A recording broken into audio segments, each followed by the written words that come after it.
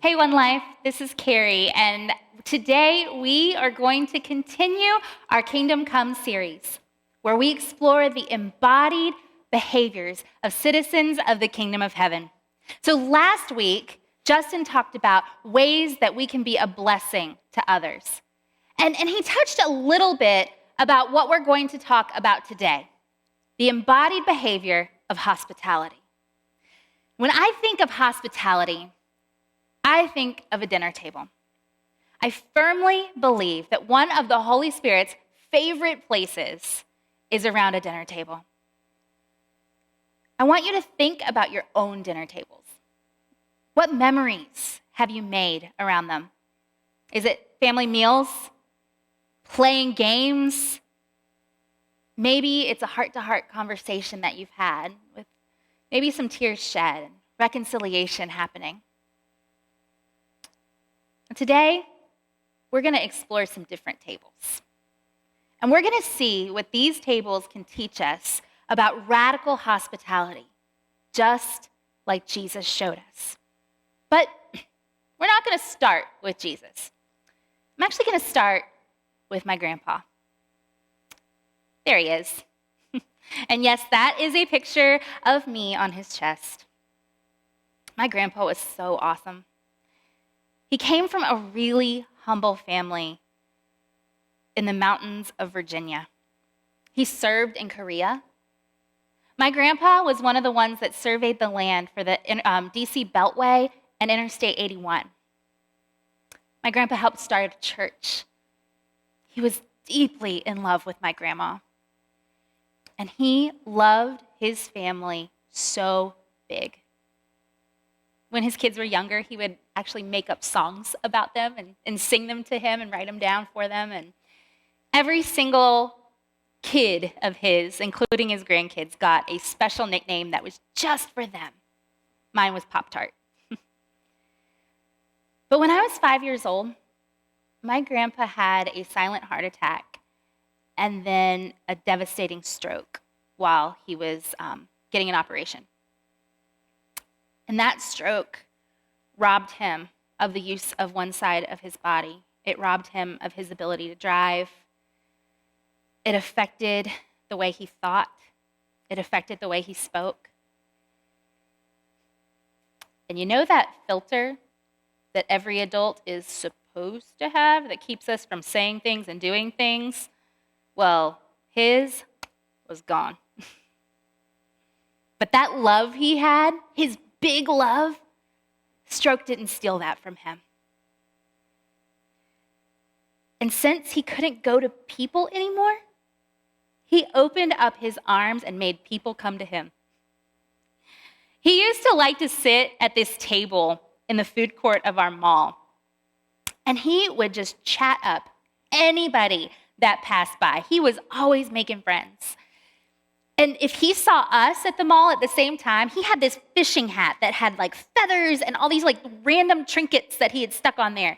And he would take it off with his good arm and he would chuck it as hard as he could at us. So we knew Grandpa was there and he wanted us at his table. But I think my favorite story of Grandpa's table happened one Sunday before Thanksgiving. Now, for reasons to this day no one knows, my very, very Baptist grandparents showed up at our very, very Church of Christ church one Sunday. Now, our preacher at the time was this man named Ian. Ian was a character. He was a lifelong bachelor from Australia. He actually lived in a different state, but he liked to fly airplanes, and he would fly in every single Sunday to preach and then fly back home. And I really didn't think I was remembering that correctly, and I had to confirm these details with my dad. So my grandpa had never met Ian before, ever. Well, church finished, and we all headed to our family dinner, where 11 of us would descend upon my grandparents' 2-bedroom, 1-bathroom house, and we would cram ourselves into their tiny dining room. Now, that number is up to 30 people now, and we still do it twice a year. Well, who happened to show up to dinner that day. Yeah, Ian. Do you remember that no filter thing I was telling you about? So apparently, after church, my grandpa snuck off and cornered Ian into a conversation. And he found out that Ian didn't have any family in town or in the state. He didn't have anywhere to spend the holiday. And he invited him over. And the thing is, he didn't tell anybody. He didn't ask for permission from my grandma. He didn't even consider the awkwardness that might ensue because my grandpa didn't understand awkward. And when Ian showed up, surprising all of us, where do you think my grandpa made him sit? Yep, at the head of the table, in his spot. Ian was an unexpected, total stranger to everyone in that room except me and my parents. And my grandpa saw no barriers to opening up his home, his table, and giving his guests the seat of honor. Now, I don't remember what we ate that day. I don't remember what we talked about or what happened. But the memory of my disabled grandpa inviting the stranger in, giving him his own seat, and welcoming him will stay with me forever. In order to live out the embodied behavior of hospitality, I want us to first think about opening our tables. And listen, I know how countercultural that is. Because in our culture, I think we tend sometimes to live with this high school cafeteria mindset, right? You know what I'm talking about. So the popular kids, they've got the prime real estate in the middle. And band and chorus kids, they'd kind of hang out near the band hall. The freshmen were on the outskirts, far away from everything. And the misfits may not even have made it into the lunchroom, right? They're hanging out in the halls, listening to their headphones, waiting for high school to end. And everyone knew their place, and those places were unchangeable. Now, we may not regularly sit in cafeterias anymore, but we do get to choose who sits at our tables, don't we? You know, a frequent buzzword we hear on the news is echo chambers, right? The concept that despite all the advancements in information and technology, people choose to create incredibly small spaces where they only speak to those who are like them, they only hear news that they agree with, and they only go to places where they feel comfortable. We have the ability to arrange our lives now so that we never have to leave our house ever. We live in an age where we have been invited to this great banquet of humanity. But instead, we choose to sit in exclusive, private VIP booths. But this mindset is the exact opposite of what God intended. God did not design the kingdom to be an exclusive club, even from the very beginning. Even when God was laying out the laws for his chosen people, Israel, hospitality was not just a virtue, it was a command. God tells Israel in Leviticus 19:33 through 34, when a foreigner resides among you in your land, do not mistreat them. The foreigner residing among you must be treated as your native born. Love them as yourself, for you were foreigners in Egypt. I am the Lord your God. This is not a one-off command. It is repeated over and over and over again. And every time these commands are repeated, the same reason is given. Welcome the stranger because you were once a stranger. Every single one of us has been excluded before. Every one of us has once been the new kid. But someone made room for you at their table. Who was it? How did their invitation change your life? And now, you are called to open up your own tables. You are called to invite people into your lives, into your homes, into your inner circles. What was done for you is now the attitude you must have toward others. Now, before we get too comfy and we start imagining what cool person we're going to invite over for dinner next week, let's look at how Jesus clarifies this a bit in Luke 14, 12 through 14. Here's what he says. Then Jesus said to his host, "When you give a luncheon or dinner, do not invite your friends, your brothers or sisters, your relatives, or your rich neighbors. If you do, they may invite you back, and so you will be repaid. But when you give a banquet, invite the poor, the crippled, the lame, the blind, and you will be blessed. Although they cannot repay you, you will be repaid at the resurrection of the righteous." Now, in the book Radiant Church, the author, Tara Beth Leach, includes a quote that says this: "Hospitality makes us fuller, richer, more Christ-like people. We welcome people into our homes and lives and lands in anticipation of the home and age to come. In doing so, we are a foretaste of our ultimate home and age to come in Christ Jesus. The spirit of hospitality opens our hearts to others, enables us to relish diversity, and it inspires us to embrace the other. We extend hospitality to those who cannot possibly pay us back because that is exactly what Jesus did for us. There is no way in this age or the one to come that we could repay Jesus for the invitation he offered to us in his blood. If we want to look like Jesus, if we want to bring the kingdom of heaven to earth, then we need to open our hearts and our homes to the hurting, the abandoned, and the stranger. So where should you start? Carrie, where do I find the hurting, the abandoned, the stranger? Where do I look? Here's what you do. I want you to look in the margins, okay?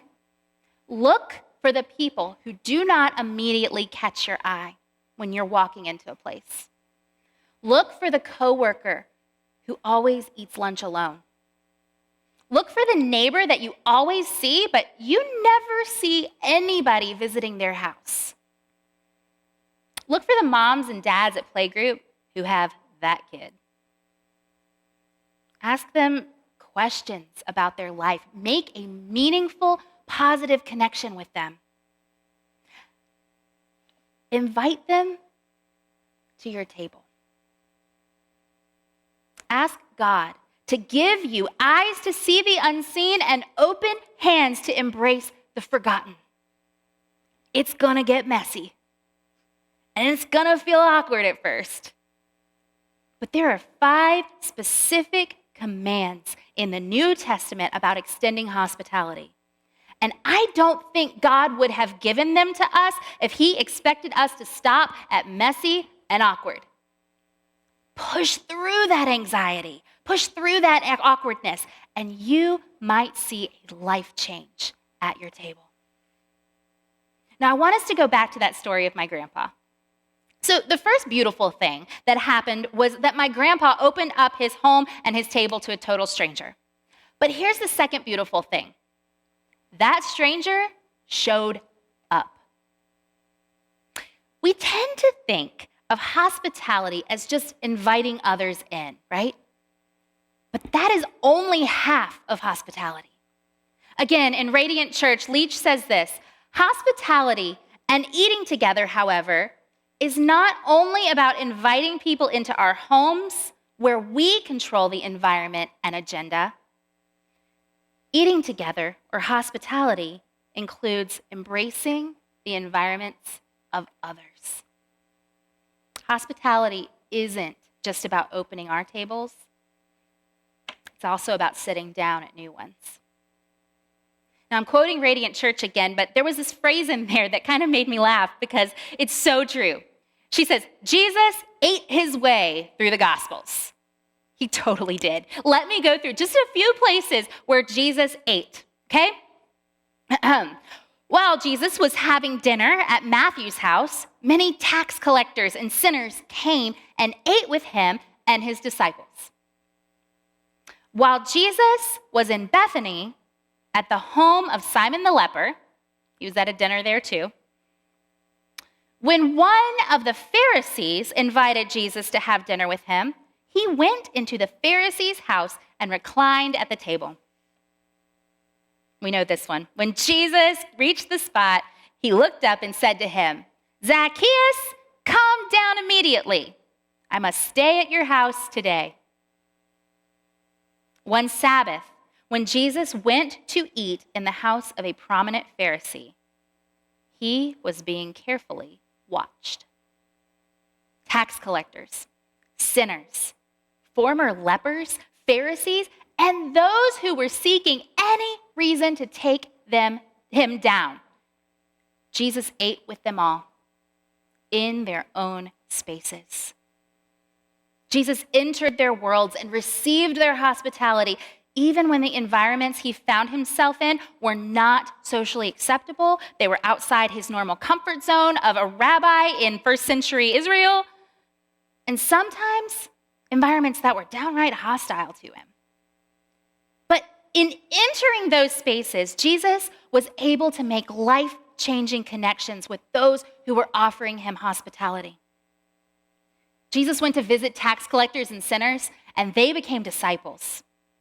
He received water from a woman who should have been his enemy, and a whole town believed.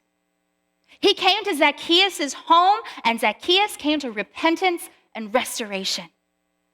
At that leper's house, a woman who was extended this overwhelming love, and she was healed from her shame. And those Pharisees that brought him in there and set him up, Jesus welcomed in an ailing outsider, considered unclean, and healed him right in front of their faces. He taught them what real hospitality looked like. Jesus never missed an opportunity to change a life, but he didn't wait for others to come to him. He came to them. Hospitality, it's not just about opening up. It's about entering in. When you enter another's world, you show them respect and worth. You say, my world isn't the only world that matters. Your way of life is valuable too, and I believe you have something worthy to teach me. Now, I've been to Haiti a few times with Lifeline Christian Mission.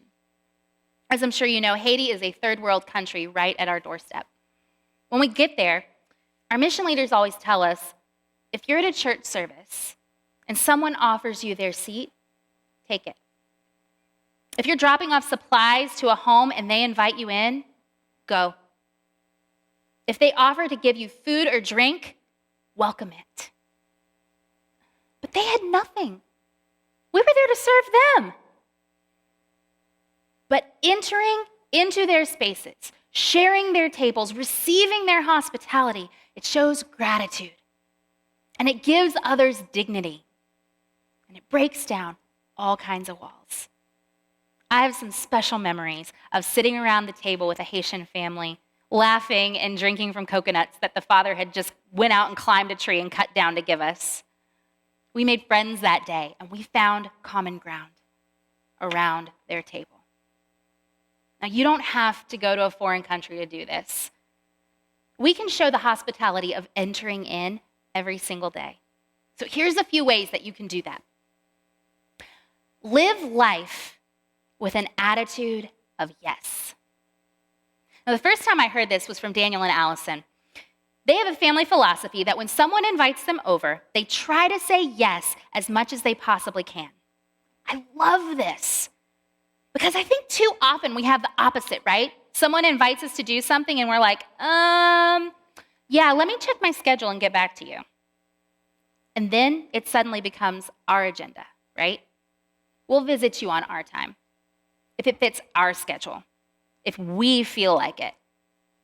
Living life with an attitude of hospitality and an attitude of yes, well, that values others' time.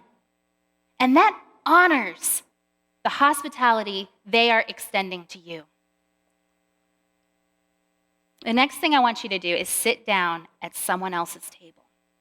Now, you can either take this one literally or figuratively.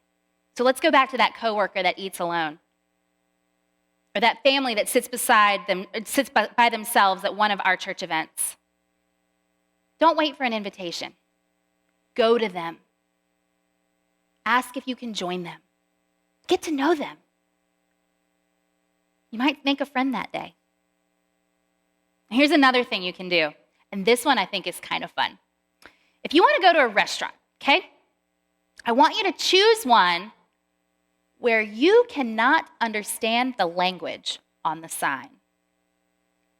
Step out of your gastronomical comfort zone and go where the real stuff is.